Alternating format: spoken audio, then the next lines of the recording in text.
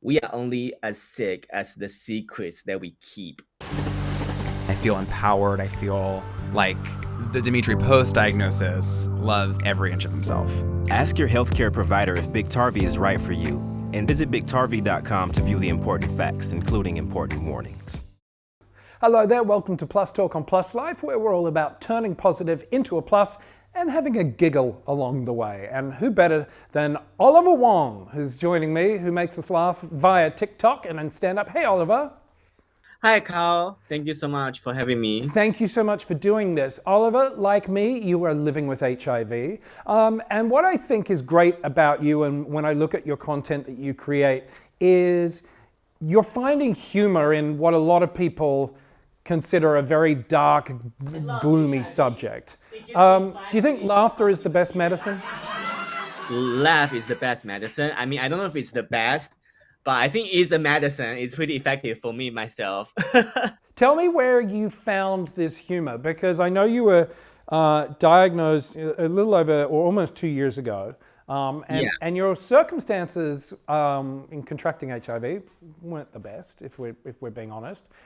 Tell me a bit about that, and then tell me how you came to find the humor in coping with this. Yeah, so I got HIV 2 years ago when I was traveling in Arizona, and then I hooked up with a guy. And I remember I asked the guy about his status before we hooked up, and then he told me he is negative. And then about 3 months after the hooked up, I found out I am HIV positive. And then I think he gave it to me because during those times, I didn't really have any unprotected sex with anybody else. So I texted him, hey, I think you might have given me HIV. And then he just did not respond. And then I called and he did not pick up. So I'm pretty sure he probably lied to me, or he probably felt embarrassed. So that's that. So I got HIV from a person who knows they have HIV. So that is a little sad. However, the thing about humor is that's just something that I always have, but I don't know where does it come from. Maybe just from childhood experience. Like I was bullied in high school, and then when I first came to America 7 years ago, I didn't really have any friends and family, so I was really lonely. So there are some tough times, but during those tough times, at the time it was really difficult, but now looking back, those times actually are really good source of humor for myself. But I don't know why. I guess they're just something that I do, and then yeah. How do you pick yourself up off the ground from an HIV diagnosis like that when it's hard enough getting that news, but then it's seemingly quite obvious that the person lied to you? How do you get past that? Well, I seek therapists for a little bit, and it does help.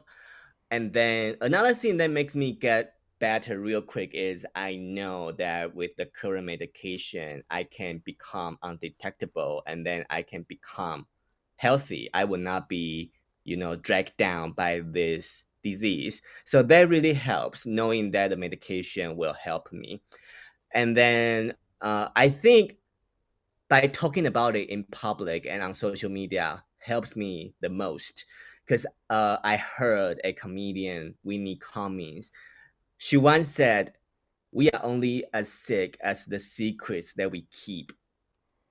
So I know if I keep my HIV status as a secret, it's only gonna make me feel sick, because that means, oh, I'm probably ashamed of my status. I'm embarrassed. I don't want people to know. However, by talking about it, it actually kind of normalize it. It makes me feel like, oh, it's not a big of a deal. And most of the audience, they are really accepting of my condition. Yeah, I mean, you're right. The more we talk about it, the less frightening it becomes. But what about when it comes to having the conversation with your parents, Oliver? Because my sources tell me you haven't had that conversation, but have they seen your content and has that come up?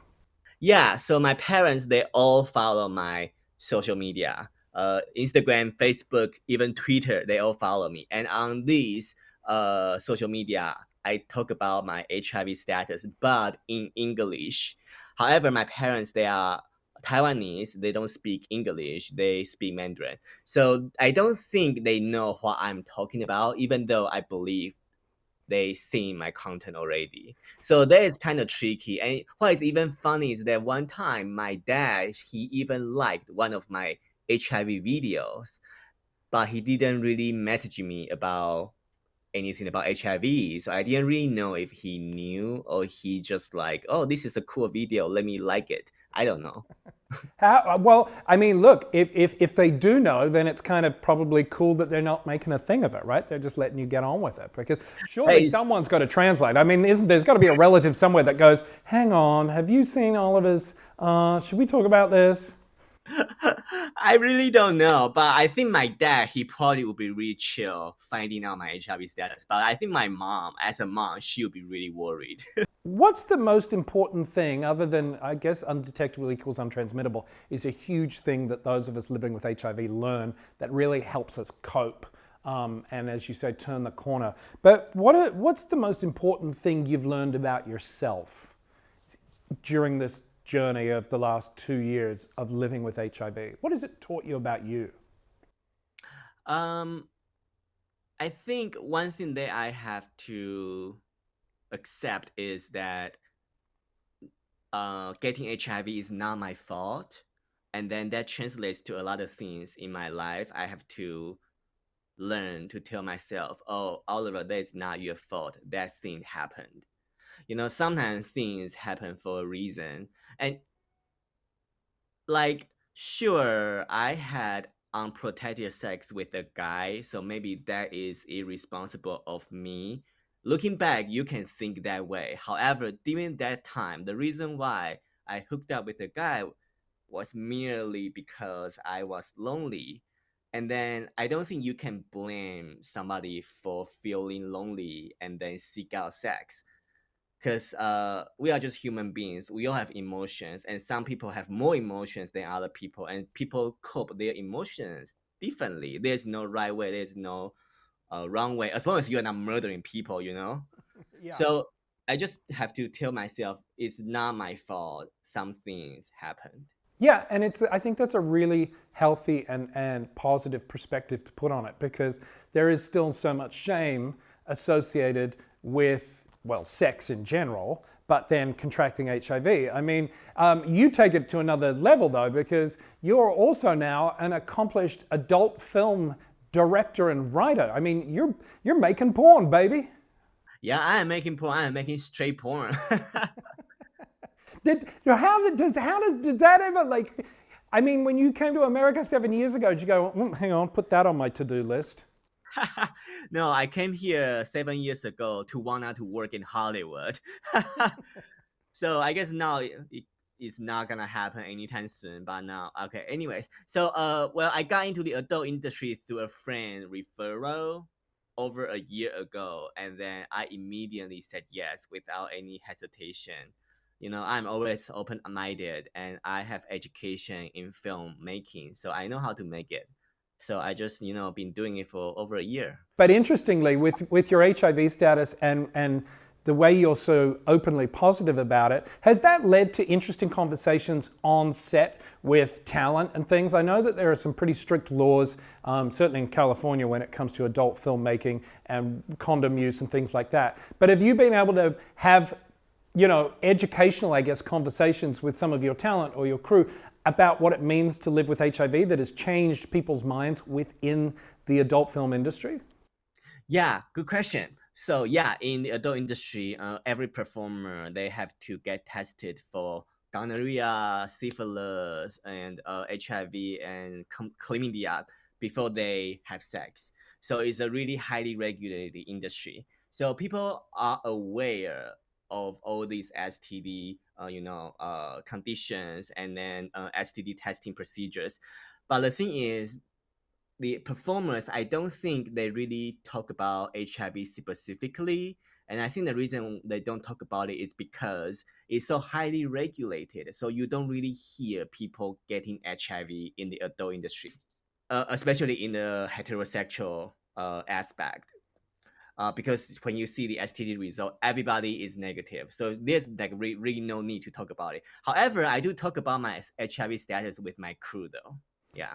I love that. I think it's fantastic. For you now, as you sort of stand where you are and you look back over the past 2 years and the trajectory that your life has taken in the world of stand-up comedy, in adult film, and just living with HIV, what would you say is your proudest achievement of this journey so far? Wow. I mean, on the personal side, I think being able to make Americans laugh as an immigrant is my proudest moment. I think I'm proud of myself doing that because it's hard to tell jokes in your second language. And it's not even just a language, sometimes it's a cultural thing. You need to be really familiar with the culture in order to tell a joke. And then on the professional side, I mean, I have gotten nominated by some adult awards as Best Director of the Year, and that is also something I'm proud of. I love it. Well, Oliver Wong, you entertain us on TikTok with your own account. You entertain many with your directorial skills in the adult film world. But thank you for just being open and honest. You know, it's not easy. And even when we are so joyful and we make a lot of people laugh and we have a lot of fun, there are still days where it's tough. So I appreciate you sort of getting up and putting on that face, that brave face, and being your true authentic self, and helping spread the word that HIV is nothing to be afraid of anymore. Yeah, and then if the time is tough, watch some porn. And if the time is tough, watch some porn. Oliver Wong, thank you so much. That's going to do it for this episode of Plus Talk. If you want more information or you want to check out Oliver's TikTok, or maybe even some of his adult content, head to the website, pluslifemedia.com. We'll put all the links there. And you can follow us across social media. We are at Plus Life Media. Until next time, take care of yourself. Be nice to one another. Oliver Wong, goodbye. Goodbye. Bye.